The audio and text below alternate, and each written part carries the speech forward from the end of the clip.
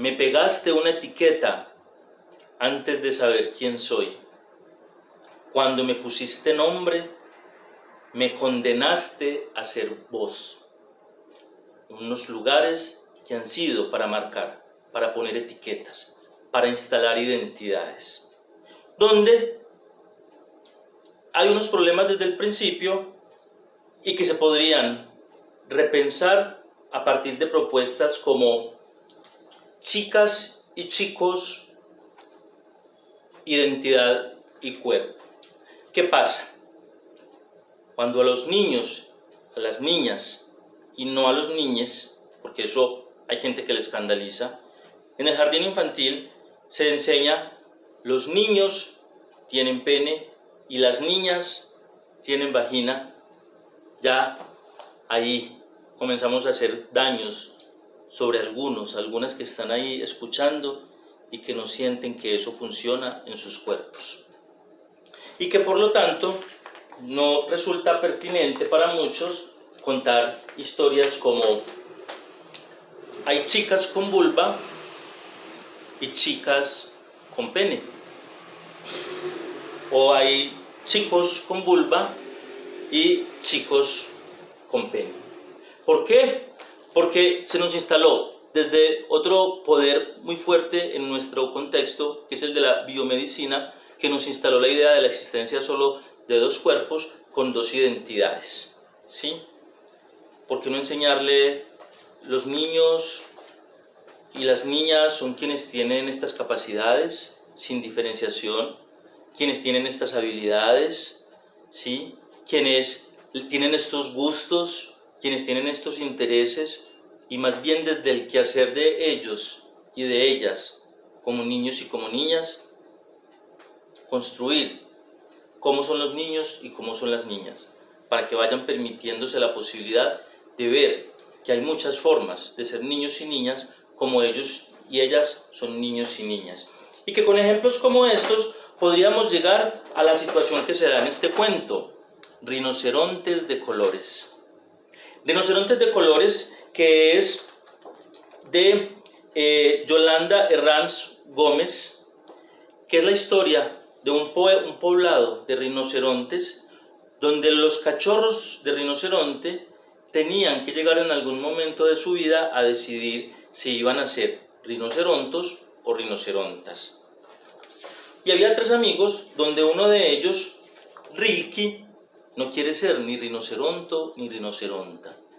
Después de vivir varias situaciones, angustias, temores, un día, un cachorrito pequeño, Ruan, le preguntó a Rilke, Rilke, ¿tú qué eres, rinoceronto o rinoceronta? Rilke respondió, nada, yo no quiero ser ni rinoceronto ni rinoceronta. Yo soy Rilke. ¿Por qué nuestros niños y nuestras niñas no podrían ser Pedro, Juan, María, Juana, en lugar de tratar de instalarlos en unos estereotipos de niño y de niña, y más bien por qué no construir quién es Juana, quién es María, quién es Pedro, quién es Alberto, quién es Juan, a partir de lo que viven, de lo que les gusta, de lo que expresan? Primera infancia. Luego seguimos en ese proceso en la escuela, llegamos a la adolescencia, nos encontramos con otro tipo de textos un poco más complejos, la literatura para adolescentes, y llegamos, por ejemplo, a la novela. Pero antes de la novela, para vincular esa primera historia con esta, nos dice Susi en La Milonga Queer: soy lo que soy, como Rilke. Si te gusta bien, y si no, no.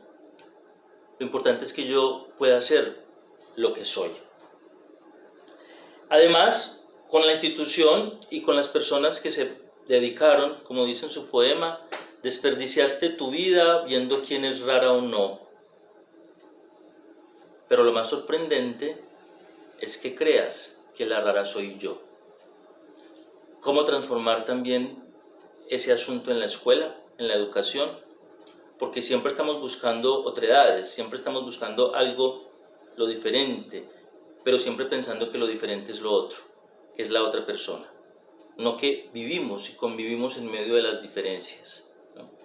Pero que esos sistemas han establecido que por esas diferencias somos desiguales.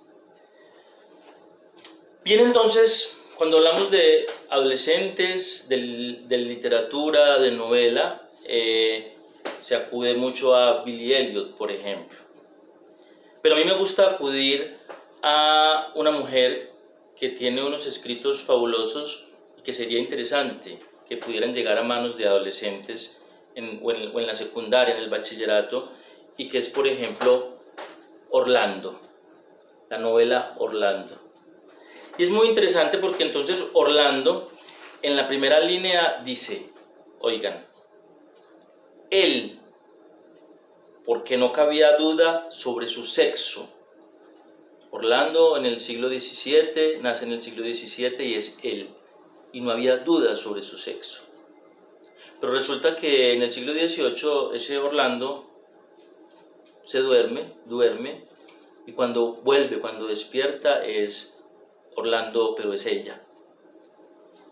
Y es muy curioso porque en la novela entonces nos cuenta cómo ese Orlando mujer hace conciencia de que es mujer cuando compra un ajuar, compra ropas que son asignadas a las mujeres y cuando las usa empieza a ser tratada de manera distinta, como alguien débil, como alguien que hay que ayudar, que hay que proteger, que tiene unas limitaciones ahora para moverse en el mundo.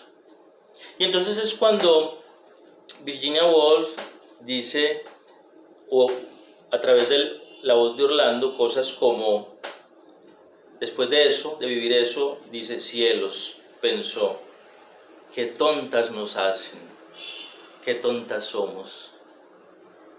Y dice en otro momento, es funesto ser un hombre o una mujer a secas. Uno debe ser mujer con algo de hombre u hombre con algo de mujer. Y siguen las aventuras de este Orlando que, por ejemplo, cuando se cansa de usar esas ropas de mujer y ser tratada de una manera, se da la posibilidad de cambiarse de ropas, volver a poner las ropas, los bombachos de ese hombre que fue antes e ir a la calle y vivir otras experiencias. Y Virginia Woolf, desde una novela que podrían leer nuestros adolescentes, nuestros jóvenes, podrían darse cuenta de esas posibilidades que hay, que cómo se nos instala en esa dicotomía de sexo y de género, pero que cada cual pueda construirse de una manera distinta. Pero no, vivimos en este mundo atendiendo a esas normalizaciones que se nos quiere hacer y a eso que sucede. Y por ejemplo, y también es permitirnos y permitir enseñar desde la transformación de la escuela, y ya que también en el seminario se ha hablado de, por fortuna, contamos con leyes, con normatividad, contamos con jurisprudencia que nos da posibilidades de educar, pero también ser críticos, ser críticas y tomar con cuidado la norma que es patriarcal, ¿sí? Y que hace parte de la homofobia de Estado. El Estado es homofóbico, es construido para la dicotomía, es construido para la heterosexualidad, para la reproducción, para un modelo de familia. Y por eso también dice Susi, después sacaste una ley que me discrimina a mí. Después sacaste otra ley que me legitima a mí. A mí no me des permiso porque no te lo pedí. Soy lo que soy. Si te gusta bien y si no, es tu asunto. Tenemos leyes, tenemos normas, pero que hacen parte de ese juego del sistema que quiere controlarnos. Y no necesitamos ese permiso. Necesitamos la garantía para que por ser como somos no se nos vulnere, nos no se nos violente y tengamos las condiciones para ser como queremos ser. Eso ha dicho la Corte Constitucional, es el reconocimiento de la dignidad.